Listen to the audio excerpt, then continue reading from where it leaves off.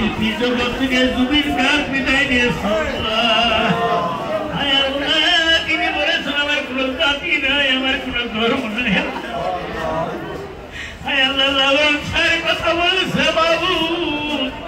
হায় আল্লাহ, জমির রত্নে তুমি স্বর্গস্থল করিয়ে দাও। হায় আল্লাহ, তিনাকে তুমি শান্তি দান করে দাও। তরুণদের বাবা তিনাদের এই দুনিয়ার বাড়ি ছেড়ে দুঃখের কবরে শুয়ে করেছেন। খাস করে তিনাদেরকে জান্নাতের ঘোষণা করে দেন বাবু। আমি জুবিনদার নামত ইয়ার আগৰবাৰো একবাৰ করছো 13 দিনীয়া জুনিয়া কলেজত, হাউলি জুনিয়া কলেজত আমি 13 দিনীয়া কাৰ্যসূচী কৰছো। আৰু আজি আমাৰ এই গুৰুদেৱৰ যিটো হুকুমত, মানে এইটো আমাৰ প্ৰত্যেক বছৰে হয়, তথাপি আমাৰ কেনেহেন এটা সপোন চাই আছো যে আমি যদি এজন মানুহক সন্মান দিওঁ, নিশ্চয় আমি লাখ লাখ জাগাৰ পৰা সন্মান পাম। যাৰ কাৰণে আমাৰ ঘৰতো জাগায় জাগায় আমাৰ জুবিনদাৰ ফটো আছে। আমাৰ এই ধৰ্মীয় অনুষ্ঠানত আমি আমাৰ জুবিনদাৰ ফটো ৰাখছো। আৰু আজিৰ এই অনুষ্ঠানত আমি একে একে দুইবাৰ কৰি শ্ৰদ্ধাঞ্জলি দিলোঁ। একবাৰ হয়তো আপোনালোকে ছ'চিয়েল মিডিয়া আপোনালোকৰ সন্মুখত পৰি গ'ল। আমি সন্ধিয়াৰ পৰাই আমাৰ মৰমৰ, অতি মৰমৰ জুবিনদা তেখেতৰ কাৰণে আমি সন্ধিয়াৰ পৰাই শ্ৰদ্ধাঞ্জলি দি আছোঁ। এইবাৰলৈ 3বাৰ হ'ল।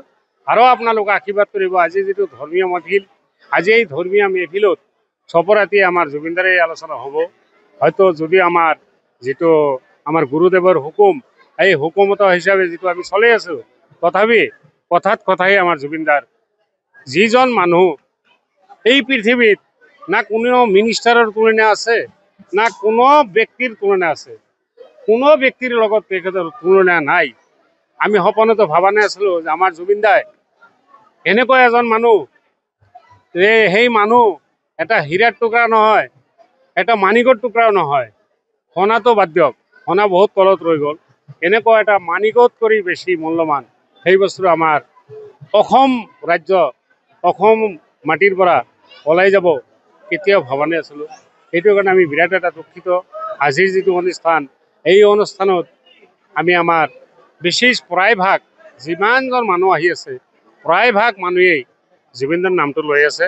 এইটো কথা সত্য।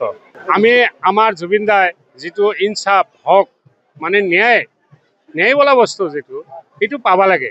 এইটো 100বাৰ পাব লাগে। যিহেতু সকলো ৰাইজ, যিকোনো জাতি গোষ্ঠী, যিকোনো ধৰ্মেৰ মানুহ, যিজন ব্যক্তিৰ কাৰণে প্ৰাৰ্থনা কৰি আছে, আজি ইমান পইচা মোৰ পকেটৰ পইচা খৰচ লৈ, মোৰ পকেটৰ পৰা পইচা খৰচ কৰি ইমান এটা অনুষ্ঠানত যে আমি এই সন্ধিয়াৰ পৰা যে জুবিনদাৰ নাম লৈ আছোঁ, এইটো কিন্তু আপোনালোকে নিজেই চিন্তা কৰি চাওক।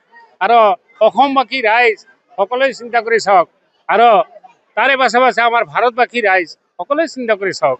যিহেতু মই এটা ব্যৱসায় কৰা মানুহ, আমি কাৰোৰ এণ্টি, আমি কাৰোৰ বিৰোধী নকওঁ। কাৰণ আমি বিজনেছ কৰা মানুহ, প্ৰত্যেকৰ এটা সুযোগ ল'ব। এই কাৰণে কিন্তু লিগেল কথা, যিটো লিগেল কথাটো এনি টাইমে হ'ব লাগে, এনি টাইমে এইটো আলোচনা হ'ব লাগে। জুবিনদাৰ কাৰণে ইতিমধ্যে 3বাৰ ন্যায়ৰ কাৰণে প্ৰাৰ্থনা হৈ গ'ল। হয়তো আপোনালোকে অলপ পাছত আহি পালে, আহি কেইদিনে আপোনালোকৰ নিউজত পাইও গৈছে জুবিনদাৰ কাৰণে দোৱা হৈ আছে। আৰু চপৰাতি হৈ থাকিব, আপোনালোকে আশীৰ্বাদ কৰিব। আৰু সকলো ৰাইজ, অল ভাৰত, অল অসমৰ মানুহে যিটো মানুহৰ কাৰণে জান প্ৰাণ দি আছে, ইতিমধ্যে কিমানজন মানুহ মৰিও গ'ল তেখেতৰ আঘাতত। আমিতো মৰি থকা নাই, আমি জীয়াই আছোঁ। সেই হিচাপে যিবিলাক মানুহ মৰি গৈছে, হ'লে কেনেহেন পুতলা আছিল, অন্তৰৰ পুতলা আছিল।